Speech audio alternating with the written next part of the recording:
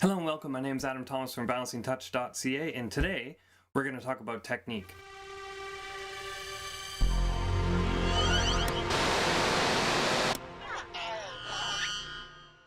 So it's finally upstairs drumming for the first time in a long time since I had kids. It was so nice to get back to, doing a little bit of having more time to do hobbies that I enjoy, and one of them is drumming. And I got on the drum set and I started playing, and I could totally play and everything, but wow, I was a little bit rusty. And so now what I'm doing is reviewing my technique. And it got me to think about, wow, since I've had kids, I've kind of forgotten about keeping good posture and having good technique when I work with clients. I'm sort of a little bit more focused on, the kids and what they need and not necessarily what I need. And so it has made me develop some bad habits. So now what I'm going to do is go and look back at the habits that I might have created and stuff, but basically just reviewing good technique. And so I wanted to share this video with you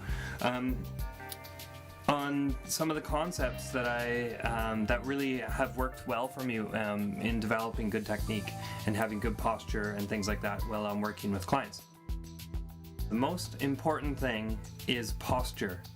Feet flat on the floor, legs out shoulder width. So I have a nice balance, and this goes really similar to drumming, right? You want to have your bass drum and hi-hat pedals nice and even, because if it doesn't feel natural, you're gonna fall over when you're playing the drums. So same thing, plant your feet down, get nice foundation there, which then allows you to sit straighter, right? And when you sit straighter, you have a nice straight back, and it allows your shoulders to relax, right? And then you want to position yourself with your arm being 90 degrees, and wherever that ends up, so not stretching out, not back here like this, but 90 degrees. Here, I'll turn sideways so you can see. I'll stand up a little bit too. So if I'm like this, there you go, right there. There's perfect posture, and I want the feet right here. So as you can see, my arm is a 90-degree angle, and that's where you want to put the feet. So whatever method you're using, whatever chair you're using, make sure that you can get close enough to the client and the right height so that you can be comfortable, because when you're comfortable, the client's going to feel comfortable. If you're tense and you're up here and the feet are too high, what we're getting here is some weakness in the wrist, which is going to translate all the way up to the shoulders and down the back, down to low, right? You're getting the opposite bend there, and which makes the wrist really weak. So that's a really good first step, is to set up. And that's the same thing that goes with music and drums, is you want to sit down, and that's what I do to set up drums. And what most drummers that have great posture and stuff with drums is you sit down with just your stool, your drum stool, and you position yourself. So you plant your legs, and then you kind of think about where it is that you're going to move around the drum kit, right? So there's a level there, and then you're going to go up to the toms, and then you're going to hit cymbals, right? So it's all ergonomically correct for you, right? And then you position everything into that space. So I'd like to take that concept and apply it to reflexology. Feet down, and apply and change and put the client's feet right where you need them, rather than putting yourself out of discomfort. So that's number one, is just posture. Which part of the thumb do you use? Okay, so if I take my hands basically in kind of like a prayer position, the part of my thumb that's touching right now, that's the part that I'm going to work on. That's the part that's going to bend and extend. If you read a book and you're first learning reflexology, they talk about using the corner of your thumb. Well, if I just think about using the corner of my thumb, I'm going to ram, or almost stick the corner of my nail into the client, and the client's going to end up with machine-like, sewing machine-like little dots all the way along their, the part that you're working on, and that is a definite no-no, right? You don't want to do that, because it hurts, and it's not comfortable for yourself as well. So here, this is something that I'll just draw a little picture for you. So I'm going to draw the inside of the, let's just see here. So the inside of the thumb has a bone like that, and then, you'll get the idea there. There's a joint there. Here, I'll draw the thumb for you so you can get a better idea. So I'm just going to draw the tip of the thumb, so that's the outside, like that. And then the nail, just so you can see. So it's sort of like a 3D or an X-ray version here. There's a little like moon, some people have that on their thumb. And then they have little wrinkles here, right there. And that's what I'm drawing right there. So what you have here is the thumb. And what really helps me with this is to think about using the corner of the bone in the thumb, which is going to make you move away from the nail here and move to more of the pad and the tip of the pad, right? So what we're actually working here is more this little point here. So technically speaking, it is where the nail is, but because this is a two-dimensional drawing and you're dealing with a three-dimensional thing, is we're actually right through onto the other side. So it's right there that you're going to be walking. Okay, so have that concept while I explain the next little bit here. Then what I like to do is I like to practice using this technique, and also with practicing this technique, you'll be able to, in a way, turn up the volume and turn down the volume.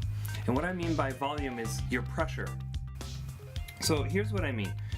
So I like to take my arm sort of on a 45-degree angle, or actually, if I'm just walking here, I'm just going to stand up a little bit so you can see. Right here.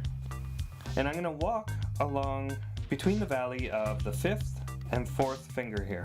There's a little bit of a, I'm going to call it a valley, and then these would be the bone would actually be like the mountain peaks, okay? And what I'm going to do is walk my thumb along slowly. So all I'm doing is bending, extending, bend, extend, bend, extend.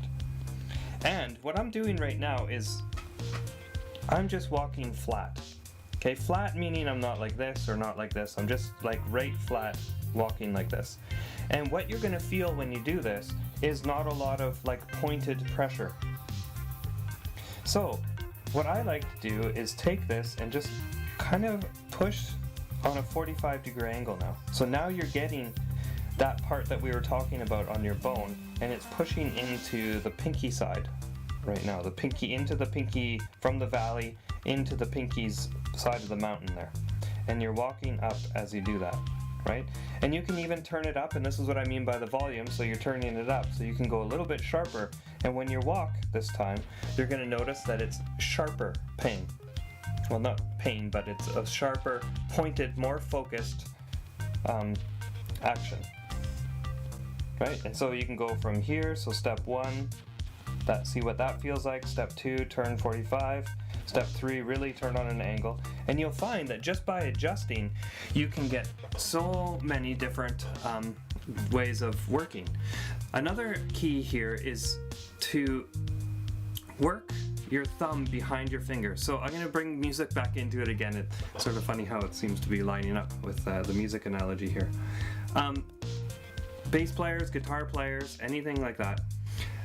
If you watch them, anybody who has good technique, shoulders are down, they're nice and relaxed, and they're grabbing their instrument like this, and they have their thumb behind their middle and ring finger, basically in the middle of their hand. So there's always this, as they move, up the neck or move down the neck, they have that perfect posture.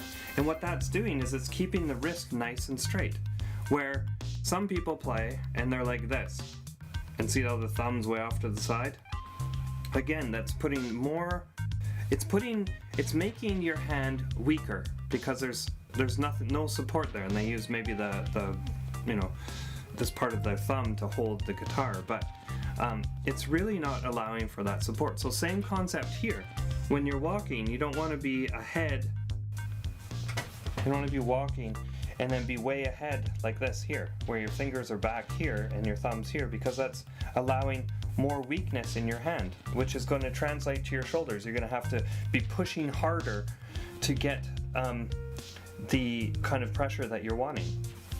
Where if you were to walk and your hands follow perfectly along, so it's everything moves along with it, you're going to have more comfortable, deeper pressure when you do it this way. And so this is something, so if this is not something that you are used to doing, I really encourage you to try and do it, because it's going to keep your hand in better shape. And it's all working together. So you're doing the same effort as doing this, and in fact you're actually applying more effort to get the same amount of pressure, right? So there's no difference between running your hand up properly or running your hand this way, except that it feels more comfortable and it's better for your wrist, and it's going to be better for your shoulders and that sort of thing. So these are a couple of the things that I just practice once in a while. It's just walking up each valley, right? So I can go along here, and with your fingers too. So I'll bring my hand up this way, and I'll use my right, and I'll just go down this valley, and I'll go down this valley.